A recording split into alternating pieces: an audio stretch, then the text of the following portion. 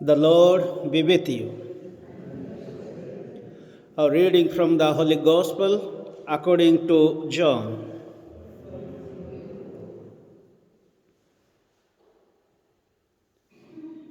Among those who went up to worship at the festival were some Greeks.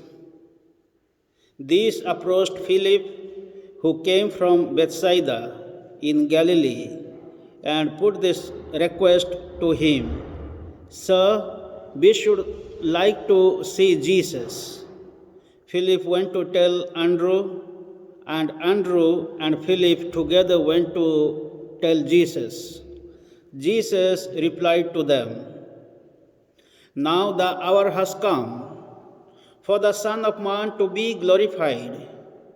I tell you most solemnly, unless a wheat grain falls on the ground and dies, it remains only a single grain. But if it dies, it yields a rich harvest. Anyone who loves his life loses it.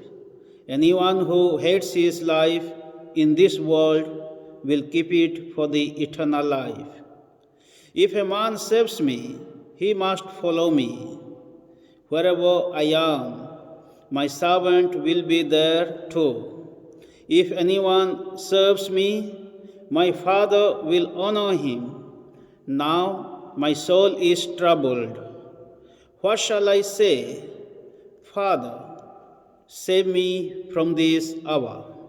But it was for this very reason that I have come to this hour. Father, glorify your name. A voice came from heaven. I have glorified it, and I will glorify it again. People standing by who heard this said it was a clap of thunder. Others said it was an angel speaking to him. Jesus answered, "It was not for my sake that this voice came, but for yours. Now sentence is being passed on this world. Now the prince of this world is to be overthrown. And when I am lifted up from the earth, I shall draw all men to myself." By these words, he indicated the kind of death he would die. The Gospel of the Lord.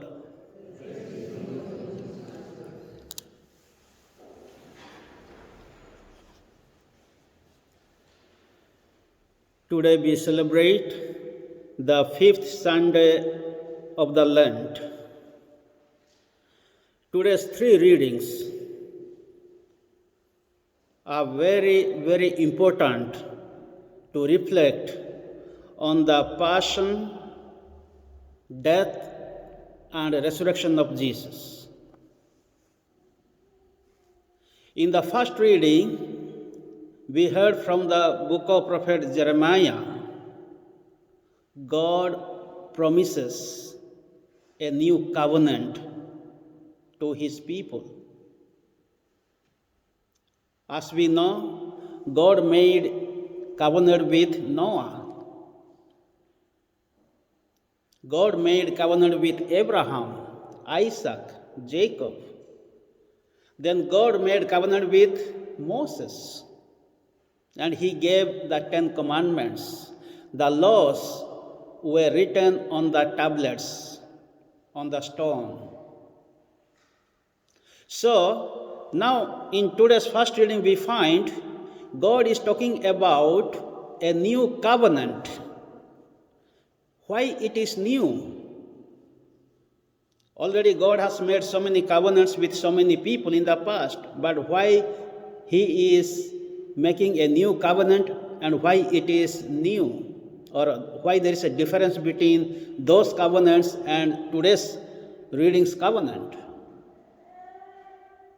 The newness we find here in the first reading,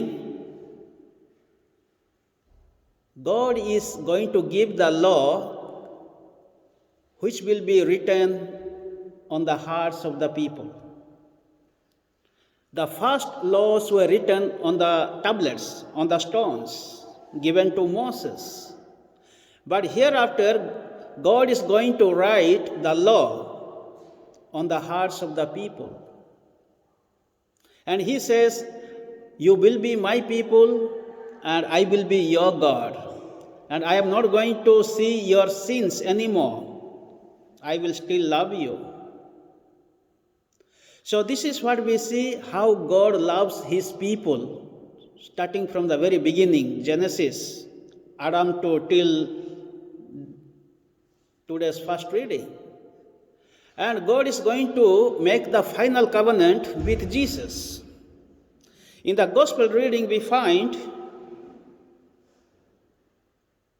some Greeks came to Philip and said, we want to see Jesus. So today's gospel is taken from the Gospel of John, chapter 12. So in chapter 11, already Jesus has raised Lazarus from death.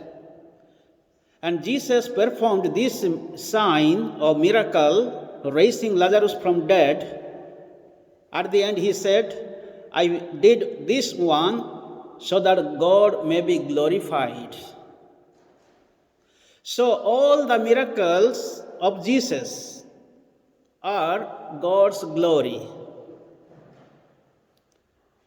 So whatever Jesus was doing, his ministries, his miracles, everything was doing for God's glory.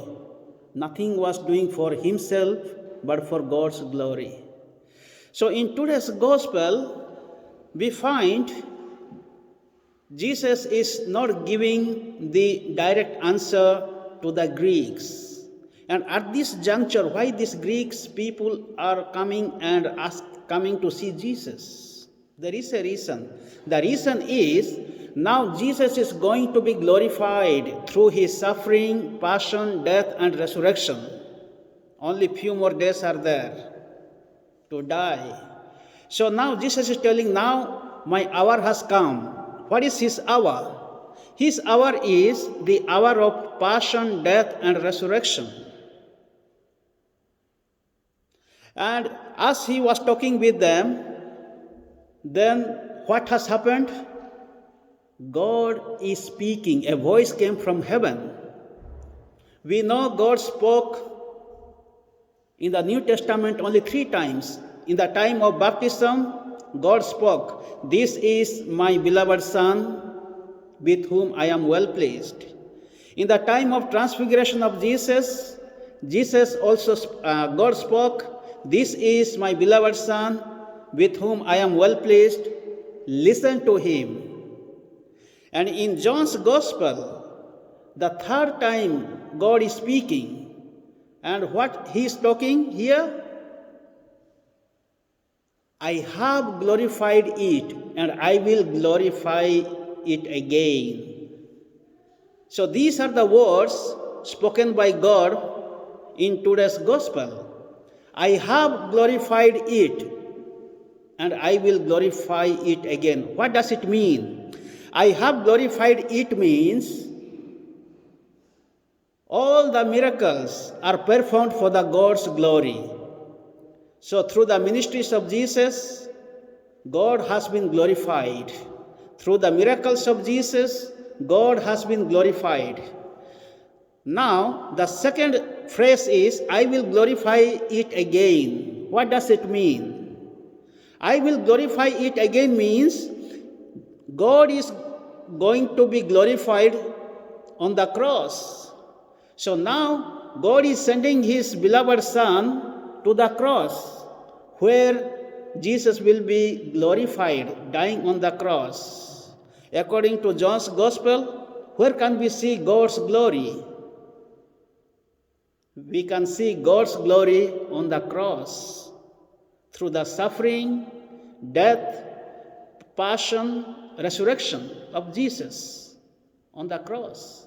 So this is what God's glory. So how Jesus is going to give us salvation, or how he's going to give us redemption? Dying on the cross. So this is what the work of God, the plan of God is different than our own plan. So God is saving us, sacrificing His Son on the cross. Only through sacrifice we can receive the salvation. This is what Jesus is telling the Greeks and who are going to embrace the God, one who is living. The Greeks were looking for the God of Israel. They were looking for true God. So that is what they were searching, and they came to Philip, and Philip and Andrew went to Jesus, and they said, they are looking for you. So now Jesus is making them to understand that He is going to save the people through His passion, death, and resurrection, dying on the cross.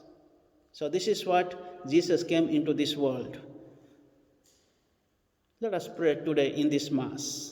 As we have come here, let us try to keep open our hearts and minds and listen the voice of God. And during the time of this coronavirus, we are suffering a lot. But don't think that God is punishing us. Through suffering, death, God will be glorified. We will receive the salvation, eternal life. God is always with us. May the good Lord bless us all in this Mass and bless those people who are suffering for right cause. As Jesus died on the cross, all the disciples, all the believers are also invited to undergo suffering, persecutions.